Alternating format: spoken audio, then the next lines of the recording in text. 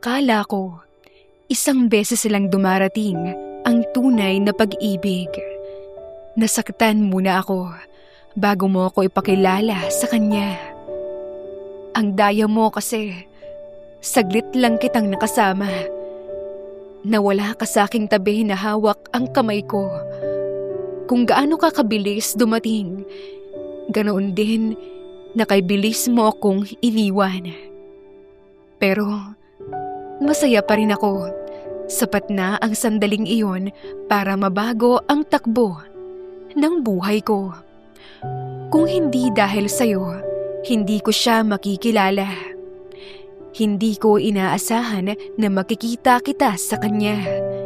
At muli kong naramdaman ikaw sa kanya.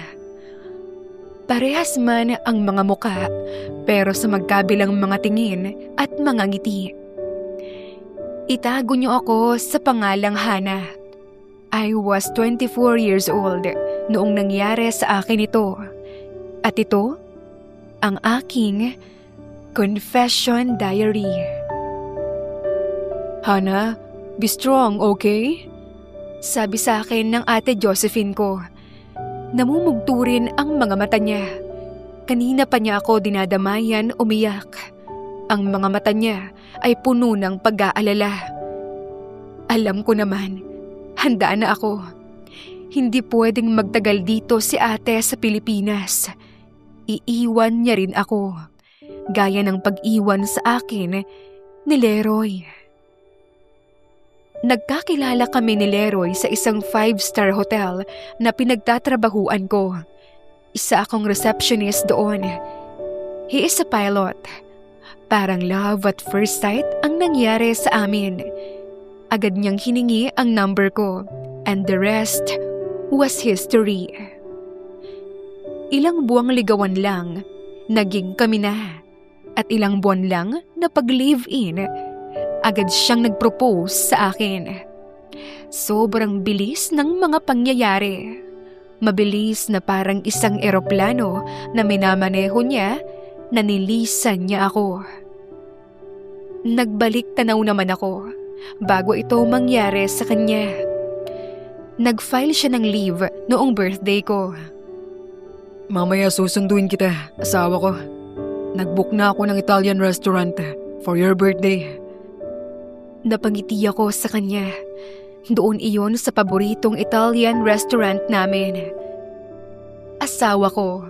Ito ang tawagan namin. Sabi kasi niya, doon din naman daw kami mapupunta.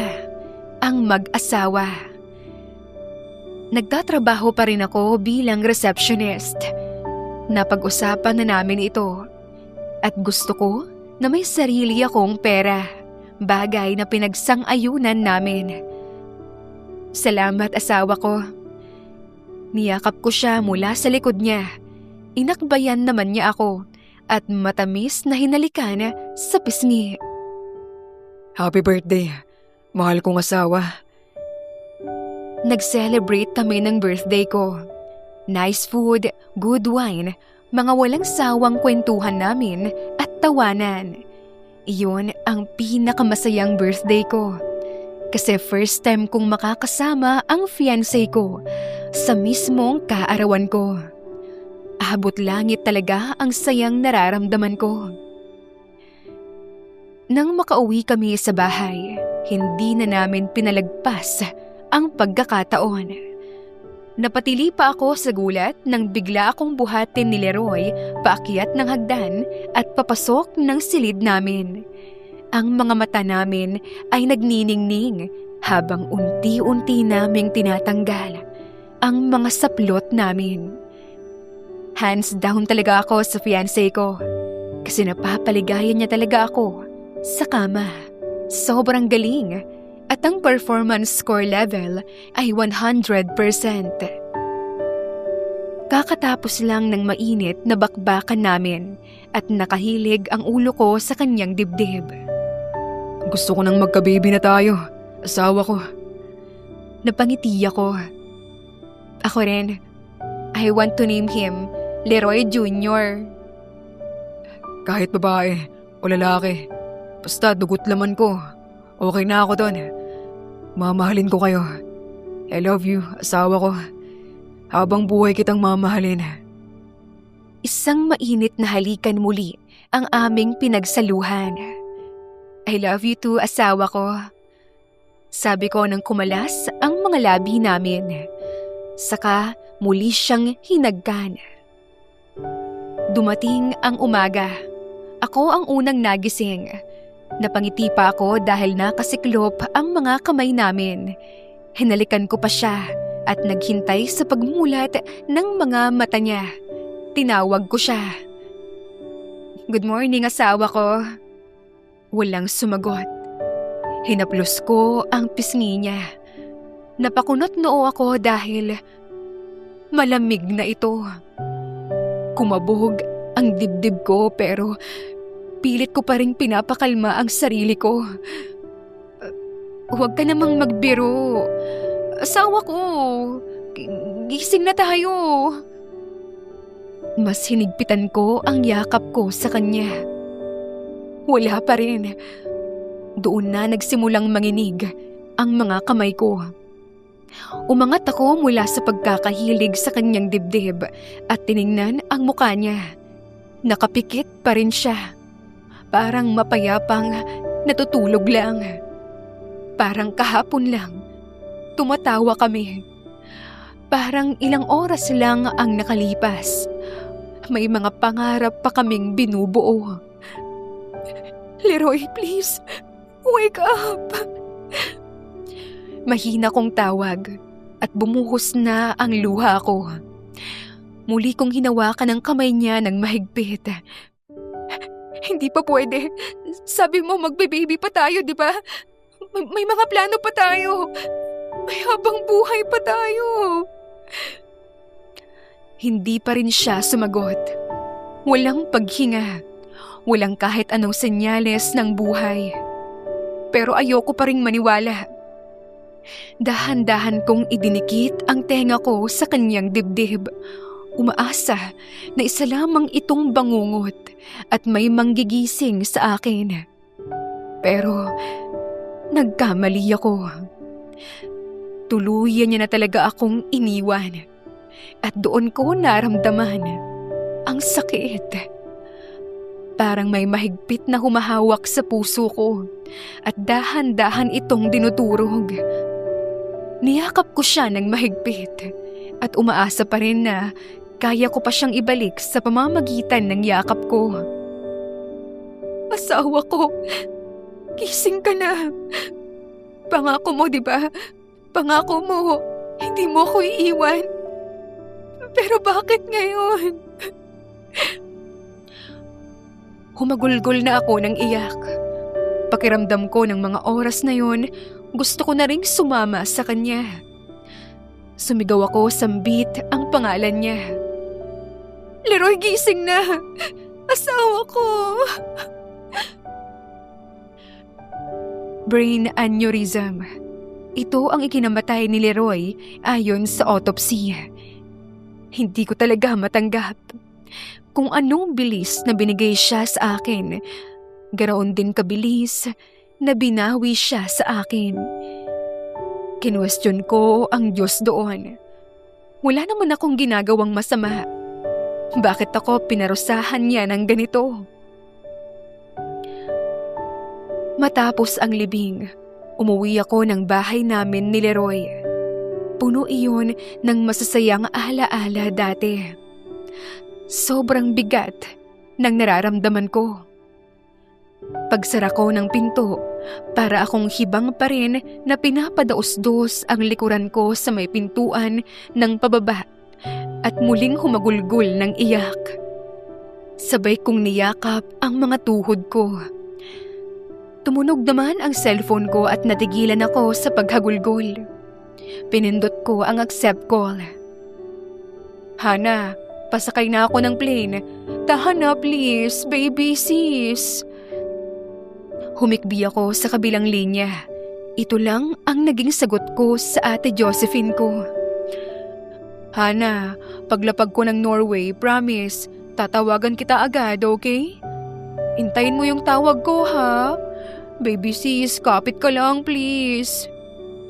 Nag-aalala si ate sa'yo eh. Sumunod ka na lang sa akin pagtapos mo nga sikasuhin ang lahat dyan ha. Hana, sumagot ka naman oh. Ate, hindi pa. Baka matagalan pa ang pagsunod ko.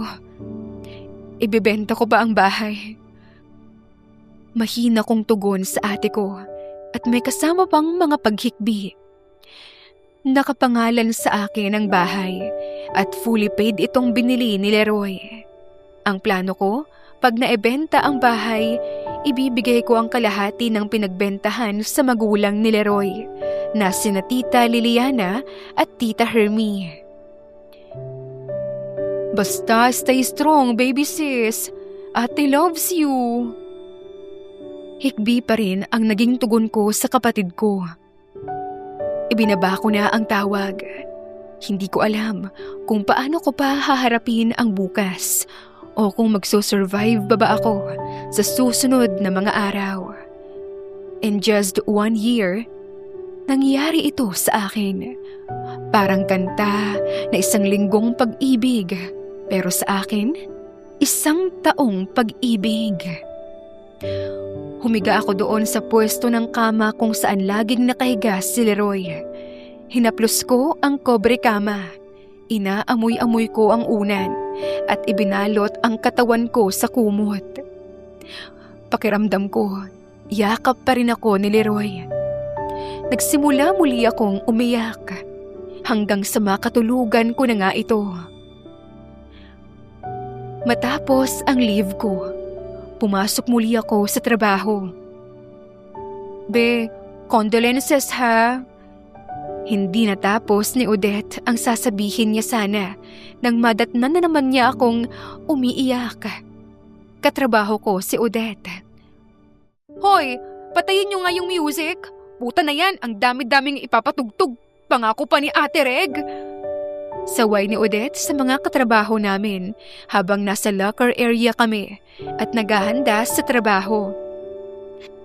Sumilip si Odette sa gawin ng nagpapatugtog ng music. Psst! Patayin mo yan! Deads na Diyosawa ni Hana oh! Cut it out! Ay, sorry. Kawawa naman si Hana. Saad ng mga kulig ko. Hindi ako okay. Pero pinipilit kong maging okay. Ngumingiti kahit mabigat pa rin ang loob ko. Kailangan kong sanayin ang sarili ko. Pero noong dumating ang hapon, nasanay ako. Tuwing Friday, susunduin niya ako dahil rest day niya yon. Nangilid na naman ang luha ko nang walang dumating na Leroy. Napatulala ako sa may hotel's rotating door. Umaasang may darating na Leroy. Kaso wala. Hindi ko na namalayan na bumagsak na ang luha ko. Be, tara na. Out mo na oh. Aya sa akin ni Odette. Nang makarating kami ng locker room, doon ko na naman siya biglang niyakap at sabay muling humagulgol ng iyak. Lumipas pa ang mga araw at buwan. Hindi ko na kinaya ang sakit, ang katahimikan ng bahay at ang mga masasayang memories sa bahay na yun. Para akong mababaliw. Isang beses, habang nagsiscroll ako sa FB ko, may dumaan sa newsfeed ko na isang isla. Isla Paglaom. Mahinang basa ko pa. Na-attract ako sa ganda ng isla. Kaya nag-book na ako na hindi iniisip o hindi man lang nagsabi sa trabaho ko. Bahala na. Isang seaplane ang naghatid sa akin sa isla. Hi, Miss Hana. I'm your Isla Paglaom guide. I am Kino. Dito sa Isla Paglaom, walang signal kaya makakapag-relax ka. This is an escape from reality island. Malayo sa ingay ng mundo at malayo sa polusyon ng syudad. Higit sa lahat, dito ka maghihilom at magkakaroon ng pag-asa. Welcome to Isla Paglaom. Mahabang litanya ni Kino sa pagpapakilala bago niya inabot ang susi sa tutuluyan kong kubo-style na cabin. Thank you. Paglapag niya ng mga maleta ko sa loob, pinagsaraduhan ko na siya ng pinto. May sasabihin pa sana siya pero ayoko nang magpaistorbo pa. Maayos ang kubo. Very modern ang interior sa loob. Parang hotel suite ang pagkakaayos. Agad akong humiga sa malambot na queen-size bed. Kinagabihan, naisipan kong lumabas ng kubo ko. Hinimas ko muna ang singsing na binigay sa akin ni Leroy na ginawa kong kwintas. Gusto ko sanang uminom at magpakalasing. Kaya nagpunta ako sa may reception area para tanungin kung may bar ba rito. I'm sorry ma'am, pero wala pong bar dito sa islang ito. Ipinagbabawal po dito ang alak ayon sa chief ng islang ito. Chief? Chief po, yung may-ari ng islang ito. Nakangiting saad ng receptionist. B, may alam akong place na pwedeng mag-no mo. May biglang bumulong sa akin na babae. Maganda siya, mahaba ang buhok at mukhang artistahin ang muka. Parang nakita ko na siya somewhere na hindi ko lang matandaan kung saan. Tiningnan ko siya ng diretsyo. I'm Macy. Pakilala niya at lahad ng kamay niya sa akin para makipagkamay. Inabot ko naman ang kanyang kamay. I'm Hannah. Dinala niya ako sa labas ng resort at may mga lokal na nakatira roon. May maliit na tindahan doon kung saan may nagtitinda ng alak. Cheers! Untog namin sa mga baso namin na may lamang gin na may halong kalamansi juice. So who's the guy? Agad na tanong sa akin ni Macy. Hindi na muna ako kumibo. Nag-alangan ako magkwento. Kakakilala ko pa lang sa tao, tapos ganito na ang mga tanungan. Nahalata yata ni Macy na nag-aalangan ako, kaya siya na muna ang nagkwento. Huminga na muna siya ng malalim. Akin kasi, itago na lang natin siya sa pangalang Kalbo. Tang-ina nun, binigay ko lahat sa kanya. Nakuha pang manlalaki. May relasyon pala sila ng drummer namin. Ginulo-gulo ni Macy ang buhok niya sa inis at muling nagsalita. Shoota siya. Pinapasok niya sa puday ko yung ano niya tapos pinapasok na rin yun sa wet packs. Nakakadiri ang puta. Gigil niyang kwento sa akin. Hindi ko alam kung matatawa ba ako o maawa sa kanya. Pero hindi ko naiwasang humagalpak ng tawa. As in yung tawa ko ay parang naiinis na siya sa akin. Sa totoo lang, yon ang unang hagalpak ko. Sa loob ng 2 buwang iniwan ako ni Leroy. Hindi mo na sense na bading yung jowa mo? I hate you! Saad niya at lumagok ng alak. Paano ko malalaman? Kung bembangin ako nun, walang humpay. Dinadala pa ako sa langit. Tapos ang ganda pa ng boses niya. Sinulat pa nga niya yung song na You para sa akin eh. Teka, ikaw ba ang vocalist ng Tearbound? Yung OPM rock band na disband na? Bumuntong hininga siya. I found my home in the chaos of your heart. Even when I'm broken, I'm still yours from the start. If loving you's a war, I'll never disarm. You're the one. Tinunadining. Nagtunog gitara siya kunwari at ginawang gitara ang isang basyo ng bote ng iniinom namin. Medyo marami-rami na rin kasi ang aming naiinom. Biruin mo, ikaw pala yung babaeng bokalista ng Tearbound. Ikaw naman, bakit nasa isla paglaom ka? Huminga na muna ako ng malalim bago sumagot. Hinaplos ko pa yung kwintas ko na may pendant na singsing. Leroy, my fiancé, he died by my side. Nagising. Hindi ko na naituloy ang kwento ko nang niyakap ako ni Macy. Tama na. Ayoko na nang malungkot ka at umiiyak. Yumakap ako pabalik at hindi ko na namalayan na muli akong lumuluha. Pinahiran ni Macy ang luhang kumawala sa akin. May malay pa naman ako. Pero nahihilo na talaga ako habang naglalakad kami ni Macy nang magkaakbay. Pauwi na kami sa mga kubo namin at pareho kaming gumigewang-gewang ng lakad. Hindi naman namin namalayan nang sumalpok ako sa isang matigas na bulto ng tao. Aray!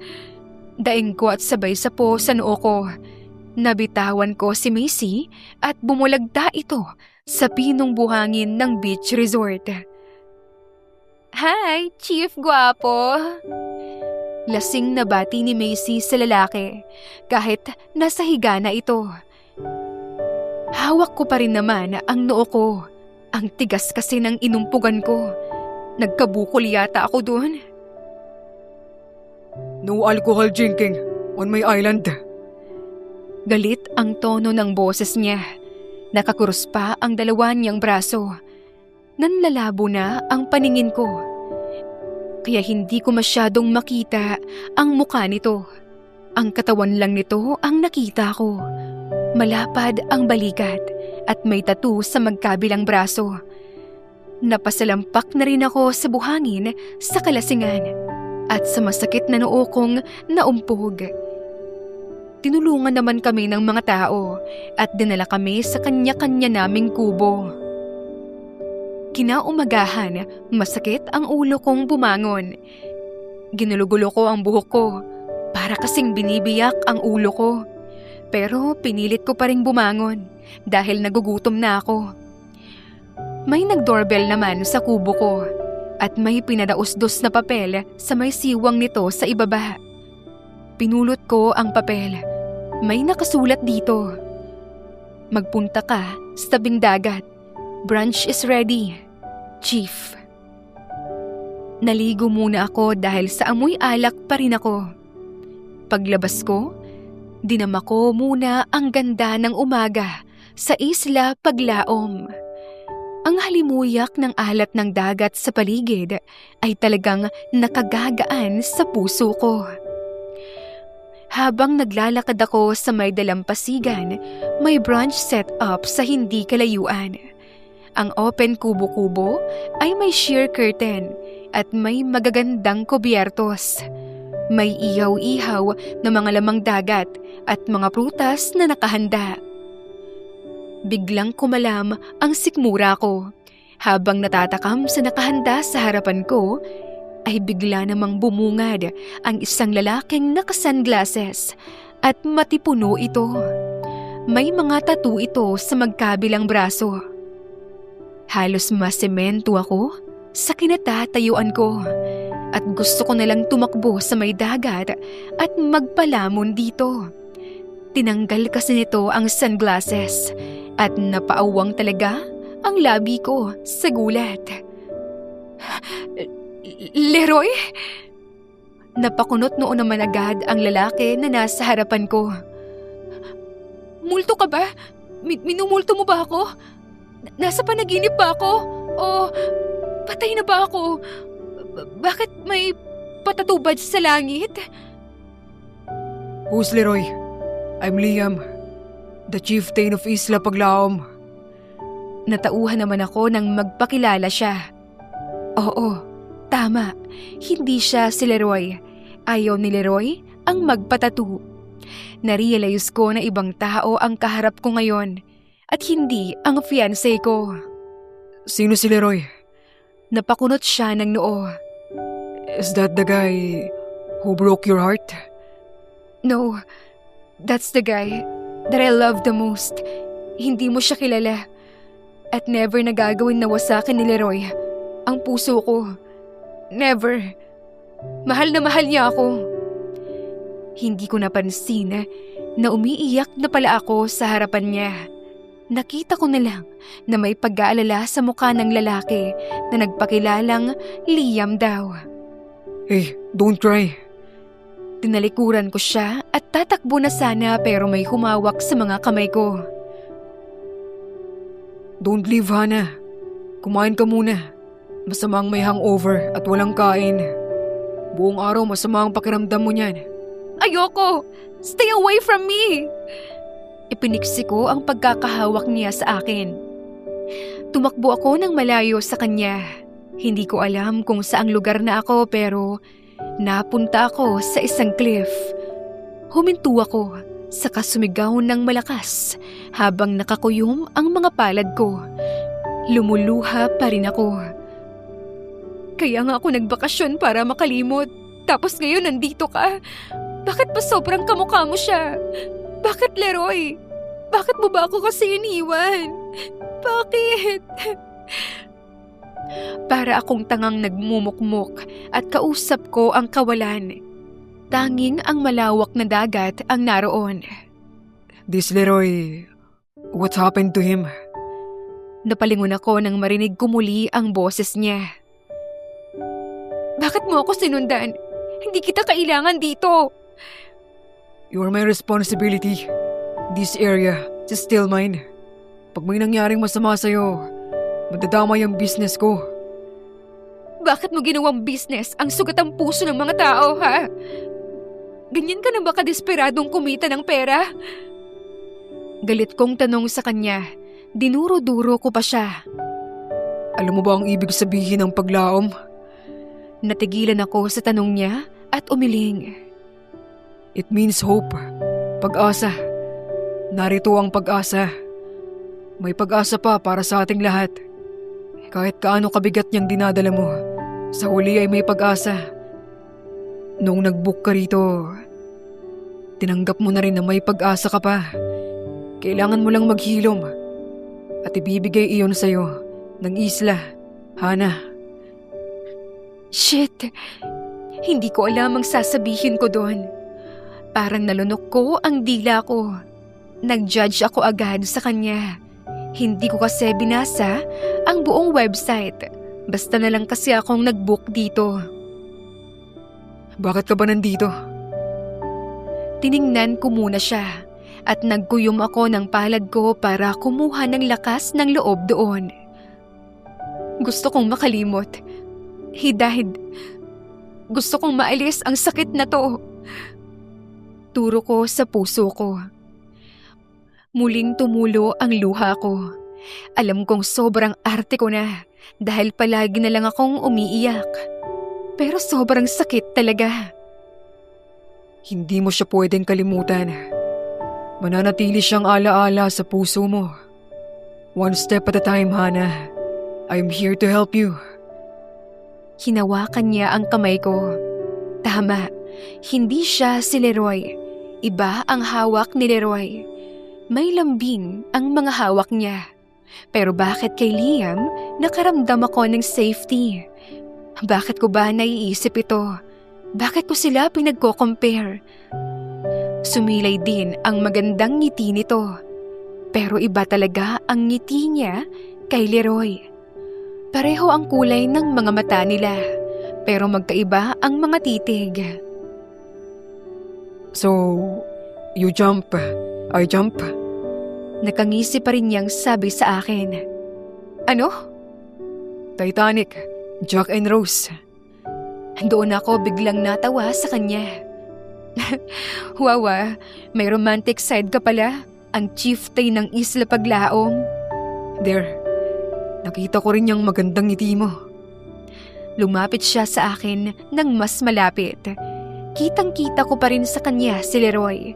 Pero ibang Leroy siya. Yes, romantic ako.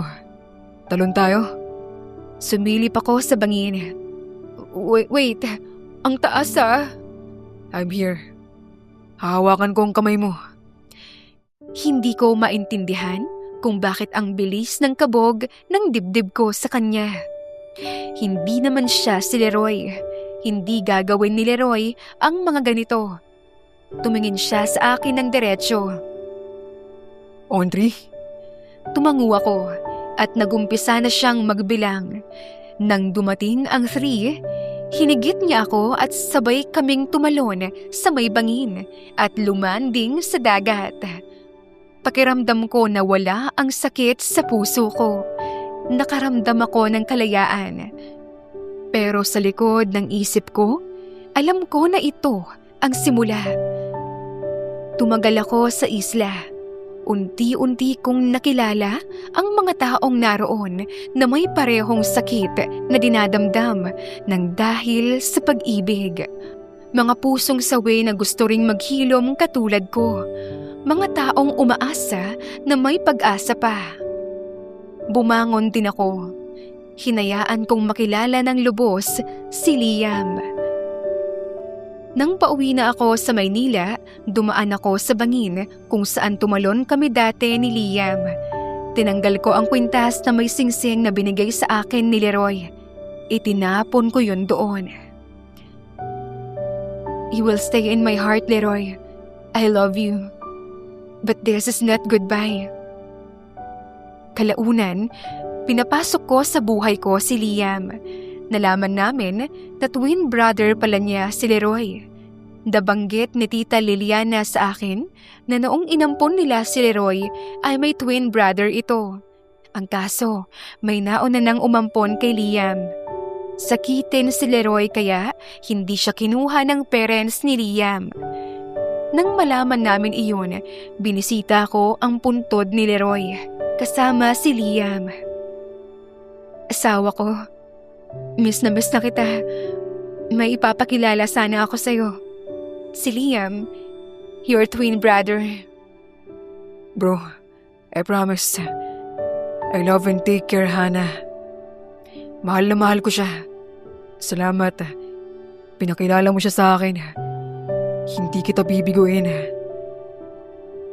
Pagkatapos sabihin iyon ni Liam, para bang may dumamping malamig na hangin sa pisngi ko. Nakaramdam ako ng kaginhawaan. Hindi pala kailangang kalimutan ang unang pag-ibig para magmahal muli. Natutunan kong ang pagkawala ay hindi katapusan, kundi isang sandaling paghinto bago muling huminga ang puso. Si Leroy ang unang nagturo sa akin kung paano magmahal at si Liam ang nagpaalala na buhay pa rin ako at karapat-dapat pa ring mahalin. May mga sugat na hindi tuluyang nawawala, pero natututo tayong mabuhay kasama ang mga ito. At minsan, ang ikalawang pagkakataon ay hindi kapalit ng mga nawala sa atin. Ito ang patunay na may pag-asa pa. Sa bawat pusong nasaktan, may liwanag na naghihintay. Kung pahihintulutan natin na buksan ang mga puso natin. Muli ako si Hannah, nagmahal, nangulila at nagbukas muli ng puso upang magmahal sa pangalawang pagkakataon. Ako si Hannah at ito ang aking Confession Diary.